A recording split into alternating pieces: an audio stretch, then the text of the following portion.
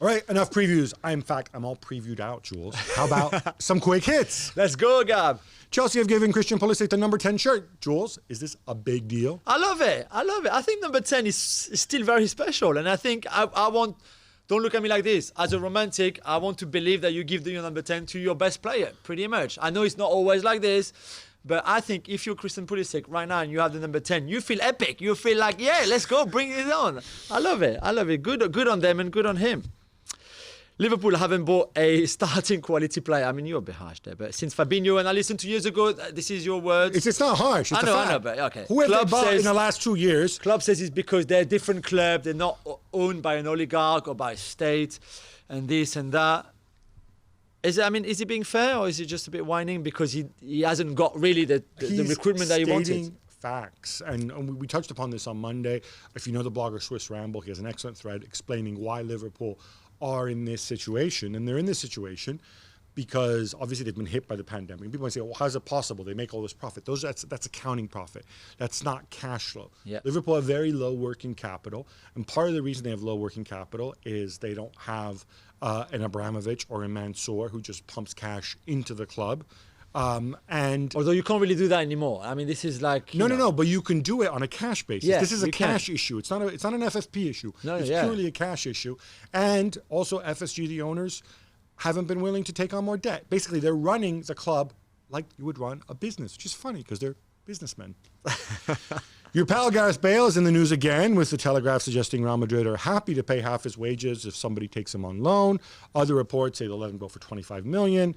Meanwhile, surprise, surprise, he returned from international duty with a knock that kept him out of training. Not much to say. You don't believe him that he's injured? Yeah, I believe him.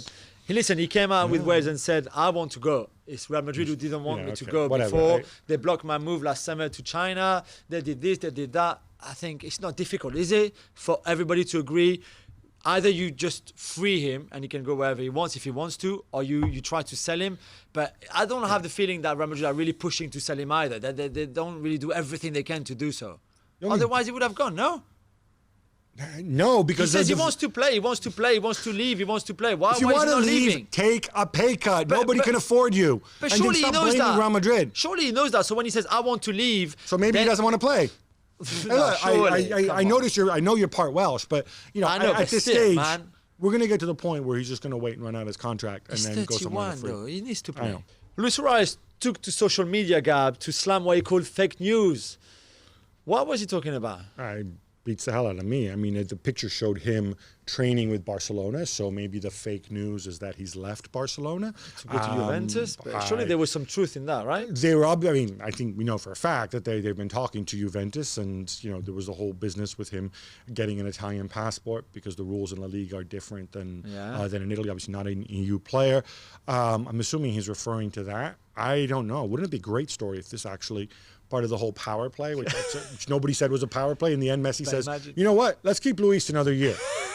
Seriously, why not? Let's keep my mate. That can't happen. I mean, that cannot happen. Cristiano bags 2 goals as Portugal win away to Sweden in the Nations League. He now has 101 international goals, which puts him 8 behind Ali Dai in second place among the men. He's also 85 behind Christian Sinclair, if you expand it to men and women. Jules, it's a dead certainty he breaks the men's record. But is he going to break the overall record? So the men's record, no doubt. I mean, it's pretty incredible when you look at it. And if you look at the numbers, that he scored 49 goals in 47 caps after the age of 30, which is really remarkable. I know you wrote that long piece not long ago about how his game has evolved, but still, it's incredible. He's 35. He will beat Ali Dai, and I don't think then anyone ever will go and get Cristiano's record, whatever number he finishes with. But I think Christian Sinclair, the Canada legend, I think it's a little bit too far for him. Plus, I don't think she's retired yet. No, I think she's still playing, for sure. So she will go on and score. Phenomenal story, Christine Sinclair. And finally, Gab, Bayern Munich and Hansi Flick said goodbye to Ivan Perisic. They probably said Auf Wiedersehen. Yeah, Auf Wiedersehen. You're right. Decided not to pursue him or try to get him from Inter. They don't need him. And then for Inter, this is bad news, right? Yeah, because you have another guy on big wages who's coming back. I think Perisic played really well last season. But well. here comes Leroy Sané. When you have Leroy Sané and Kingsley Coman and Serge Gnabry and Thomas Muller, you don't need Ivan Perisic. Yeah. I think it was always going to be, I think the agreed fee was 20 million if they wanted to make the deal permanent. Obviously, there would have been some wiggle room on the wages. Probably could have had him for less, but they looked at him and they said, at his age, I don't really need this dude. So I think it is a bit of a headache for Inter because now they're getting back a winger who has shown that on his day he can be really, really good on a team that doesn't play with wingers. So what do you do then? And also, did they need that money, or that kind of money, to then reinvest to strengthen in signing N'Golo Kanté as they keep insisting? No chance. Leave him alone. It's so weird. It's so. I'm sure there's a price at which Chelsea would let N'Golo Kanté go. I don't think he's central to Lampard's plans the way it was before. Why isn't it? Why isn't he central? Well, of course he should be. Kovacic is not going to defend like N'Golo Kanté does in midfield in a team that is going to be so attacking-minded already. If you saw him with France the other day against Sweden, for example, even against Croatia, he was incredible. And you watch him and you say, like, how can they even think about, okay, maybe we could let him go? The thing is, he hasn't really played in that defensive midfield position. I know we're digressing on Chelsea, but hey, it's Kanté. We love Kanté. He hasn't really played in that defensive midfield position that he played for Leicester or with Antonio Conte at Chelsea in his 2 years there, except for with France. He hasn't played that position in 2 years. Chelsea would play 4-2-3-1, right? We think. We don't know. He's the best in that two pivot in front of your back four. So play him with Kovacic or Gilmour. That's perfect. Maybe even Jorginho if he stays. But we don't know that Chelsea are going to play 4-2-3-1. No. Because there's it's just one of the fun things about Chelsea is, there's some bits that work in 4-2-3-1 and other bits that do not work so well in 4-2-3-1. Yeah, there's more things that work in 4-2-3-1, right? We saw them play a lot of 3-4-3 last year, right? Yeah, but they didn't have Kai Havertz in their squads or Timo Werner.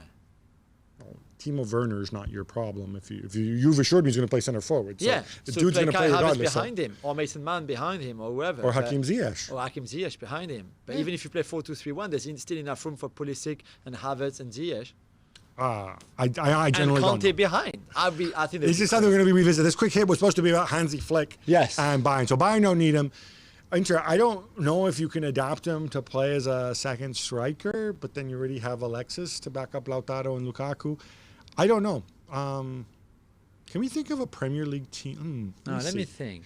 Was there a Premier League team that was heavily linked to him when they were managed by a Portuguese guy and has been linked to red or in zebra kits? Did they play in zebra kits? I don't know. Short-term Perisic, why not? Thanks so much for watching ESPN on YouTube. And for more sports highlights and analysis, be sure to download the ESPN app. And for premium content and live streaming, subscribe to ESPN+.